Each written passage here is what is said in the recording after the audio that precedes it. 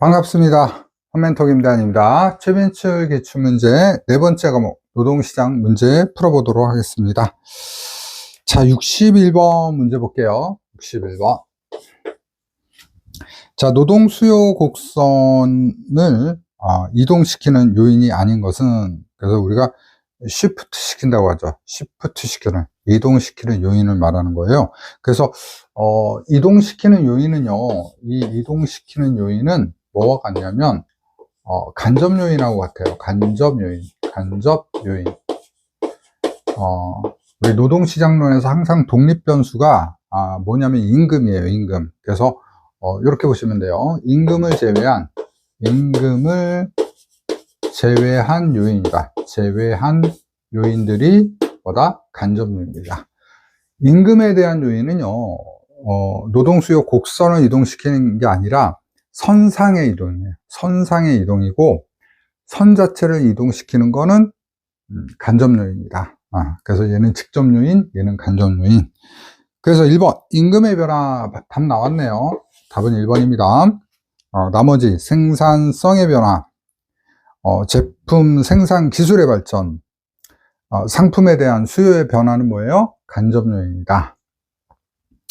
자, 그 다음에 62번 보겠습니다. 62번 문제는 계산 문제니까 여기다 한번 해보도록 할게요. 좀 넓은 데다가.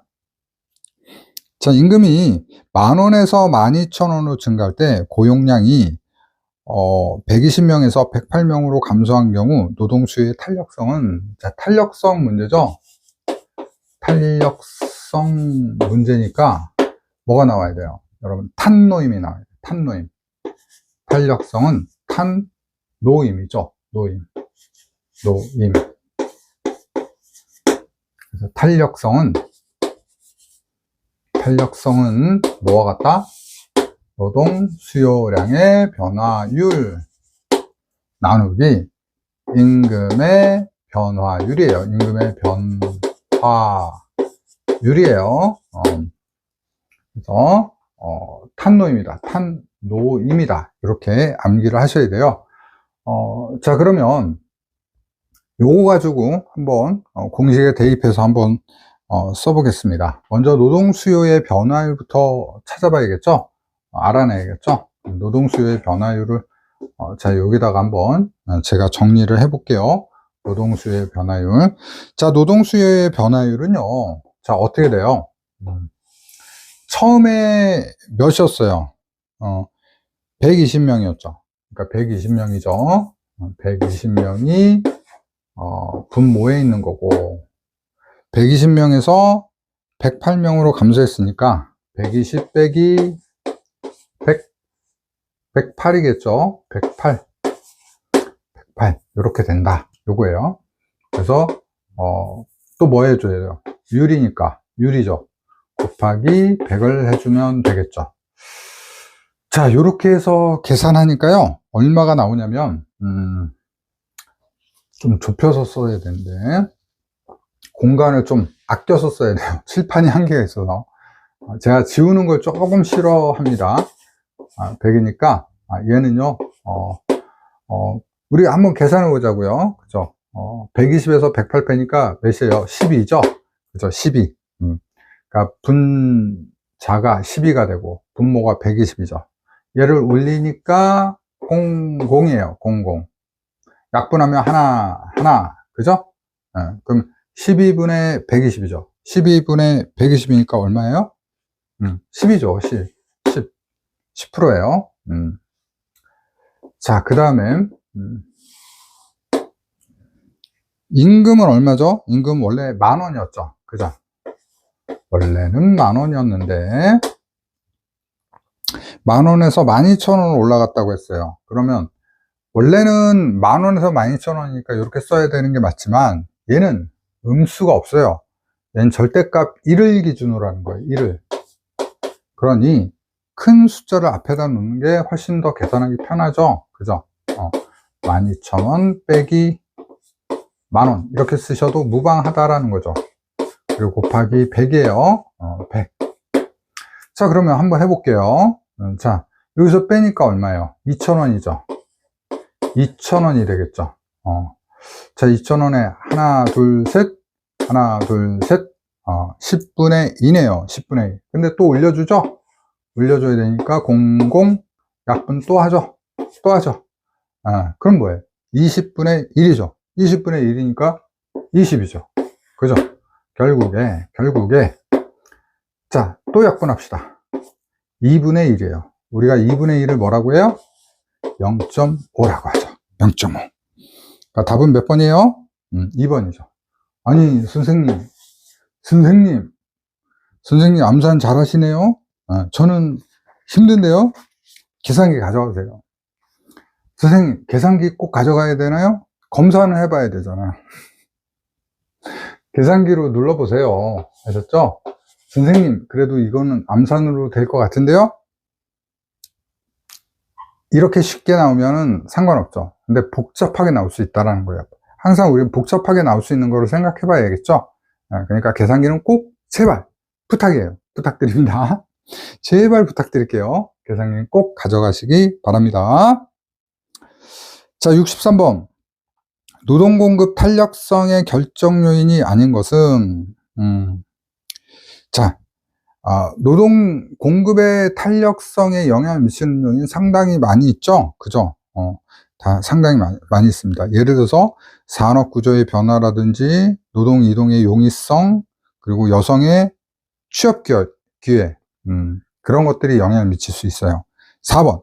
다른 생산 요소의 노동 대체 가능성은 노동 공급 탄력성이 아니라 노동 수요의 탄력성이죠. 그러니까 답은 4번이고요. 그래도 저 한번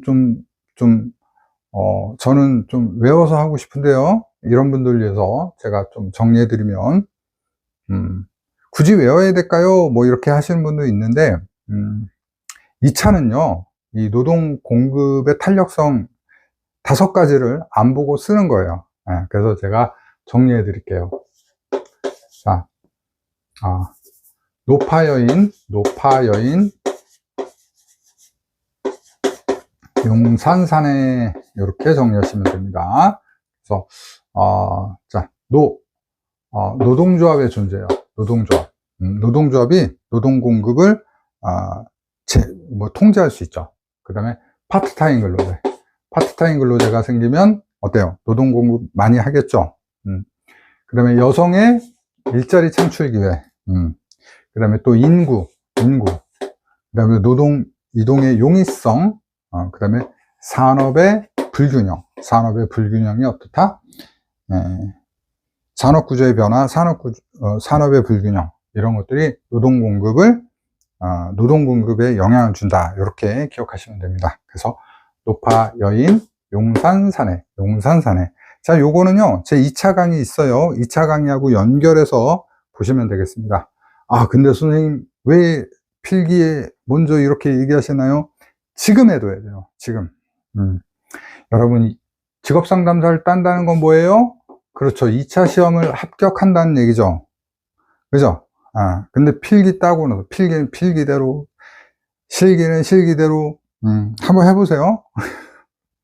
고생 직사게 합니다. 지금부터 하는 거예요. 지금 할 때 이거 한 번만, 그냥 딱 한 번만. 한 번 하고 피식 웃으면 돼요. 노파여인 용산산에 하고 피식 한번 웃으면 되는 거예요. 탄노임 하고 그냥, 뭐 저런 게 있어. 뭐 암기티브 저렇게 만들어. 하고 한번 웃으면 되는 거예요. 자, 이걸 한 거랑 안 한 거랑은 엄청나게 다릅니다. 아셨죠? 자, 그 다음에 64번. 노동조합이 노동 공급을 제한함으로써 발생할 수 있는 효과로 옳은 것은, 참고적으로, 혹시나 해서 말씀드리는데, 제가 이제 이 암기 팁 하는 거는 제가 다른 어떤 생각이 있는 게 아니에요. 그냥 암기하기 쉬우라고, 연상하기 쉬우라고. 그래서 이것도 더 한번 얘기하면, 탄력성이라고 뭐예요? 다른 사람들 해고가 많이 되는 거잖아요. 근데 돈을 받으니까 어때? 마음이 안 좋잖아요. 그러니까 마음이 새까맣게 탄노임, 그죠? 탄노임.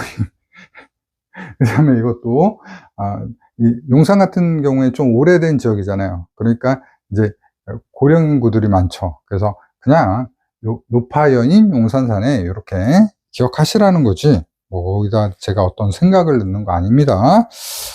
자, 64번 보겠습니다. 노동조합이 노동공급을 제한함으로써 발생할 수 있는 효과.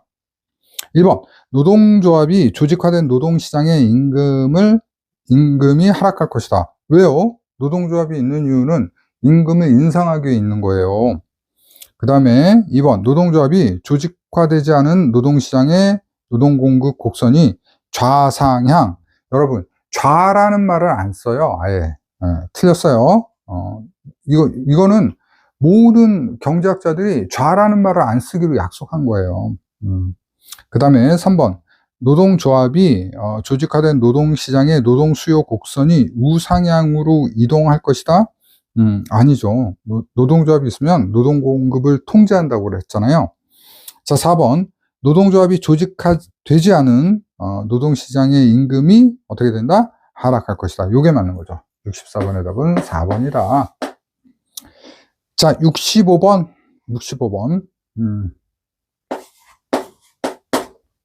후방 굴절형 노동공급 곡선에서 후방으로 굴절된 부분은 이거 너무 많이 얘기했으니까 그냥 간단하게 얘기할게요. 후방 굴절형 이렇게 돼 있죠. 그래서 소득효과, 대체효과요. 소득효과, 대체효과 여기까지만 하고 볼게요. 요 부분이죠. 그죠? 자, 답은 4번이죠. 임금 변동에 따른 소득 효과가 대체 효과보다 큰 부분이다. 그러니까 답은 4번이다. 답은 4번이다. 이렇게 보시면 되겠습니다. 자, 그 다음에 66번 보겠습니다. 66번. 최저임금제의 기대 효과로 가장 거리가 먼 것은 최저임금제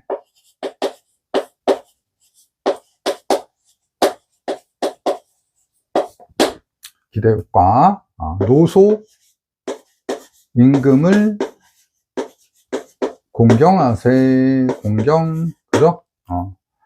첫 번째, 노동의 질 향상, 그 다음에 소득 재분배,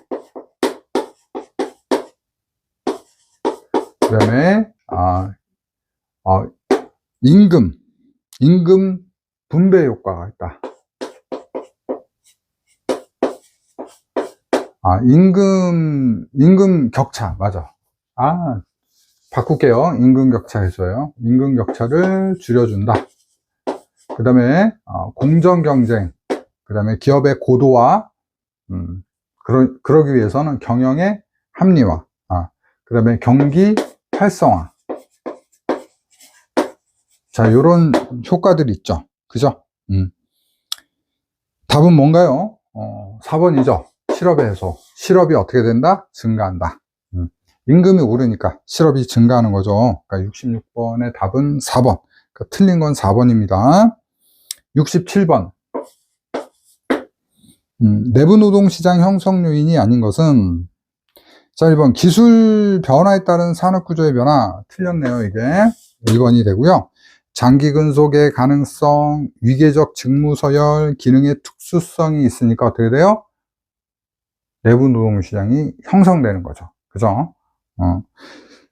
그래서, 위계적 직무 서열이라든지, 장기 근속 가능성, 이런 게 있기 때문에 관습이라는 게 존재하는 거고, 그 다음에 기능의 특수성 때문에, 현장 훈련이라든지, 숙련의 특수성, 이런 것들이 어떻다?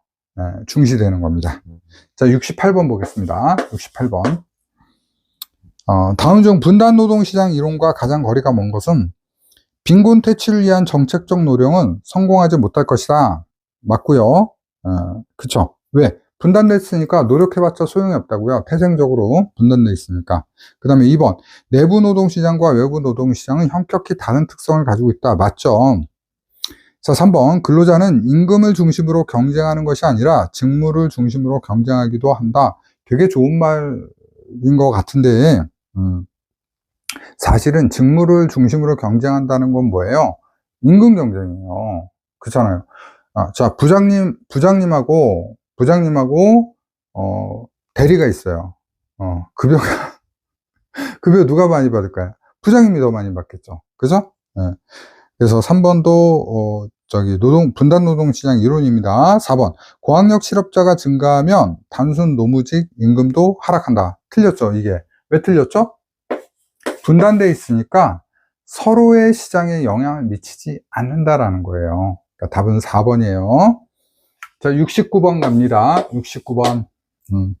성과급 제도를 채택하기 어려운 경우는 1번. 근로자의 노력과 생산량과의 관계가 명확한 경우 성과급 제도를 채택할 수 있습니다. 그 다음에 3번. 생산의 질이, 퀄리티가 일정해요. 그러면 성과급 제도를 도입할 수 있어요. 그리고 생산량이 객관적으로 측정이 돼요.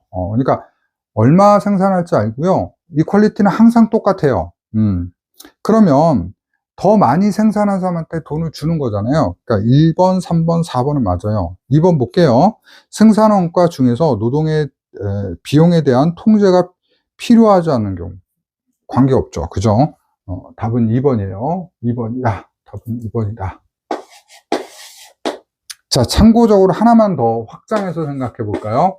시간급제, 성과급제가 있고 시간급제 있는데 시간급제는 달라요. 왜냐하면 시간급제는요, 그 시간을 내가 일을 하면은 돈을 받는 거예요. 그러니까 어떻게 돼요? 이런 경우에는 급하게 만들질 않아요. 그래서 상품의 질이 떨어지잖아요. 근데 성과급제는 내가 10개 만들었는데 11개 만들면 더 받는 거예요.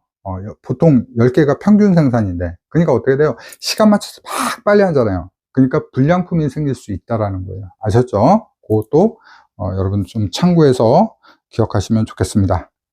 그래서 이런 전제 조건이 나오는 거예요. 퀄리티가 똑같아야 되고, 그죠? 그 다음에 객관적으로 측정이 가능해야 돼요. 자, 70번. 고전학파의 임금 이론인 임금 생존비설과 마르크스의 노동 재생산비설의 유사점은, 그러니까 임금 생존비설하고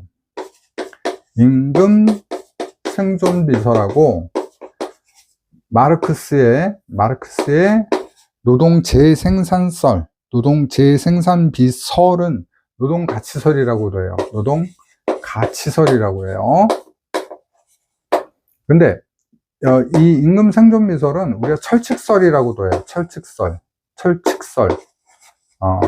그 다음에 이 노동 가치설 같은 경우에는 계급 투쟁의 기본한 이론이에요. 계급 간에. 이건 뭐예요? 철칙적이다. 냉혹하다라는 뜻이에요. 결국에 뭐예요? 이것 근로자들의 임금을 생존비 수준에서 한다는 거예요. 그러니까 절대 여러분들 내가 부리기 쉬우려면 절대 배부르게 하지 않아요. 항상 배고프게 하는 거예요. 배고프게. 그래서 그걸 찾아보면 돼요. 1번. 노동의 수요 측면의 역할을 중시한다? 아니죠. 그건 관계없죠. 2번 볼게요. 임금 수준은 노동자와 그 가족의 생활 필수품 가치에 의해서 결정된다. 답은 2번이에요. 생활 필수품, 최소한의 의식주 수준에서 임금은 결정된다라는 것이 이 두 가지 이론의 공통점이다 라고 보시면 됩니다. 자, 앞에서 말씀드린 것처럼 내가 부리기 쉬우려면 그래서 여러분들 보면 어때요? 막 옛날에 노예라든지 아니면 그 사냥꾼이 사냥개나 매를 기를 때 배부르게 하잖아요. 약간 배고파야지 어때요? 공격적이죠. 그죠? 그래서 그런 의미를 둘 다 가지고 있다. 철칙적으로 생존비, 얘도 생존비에서 어떻게 임금이 결정된다. 요게 공통점입니다. 아셨죠? 그래요. 그래서 이번 시간에 70번까지 했습니다. 함께 공부해 주셔서 감사하고요. 잠깐 쉬었다가 저는 잠깐 커피 한잔 하고 다음 강의 이어서 하도록 하겠습니다. 이따가 뵙겠습니다.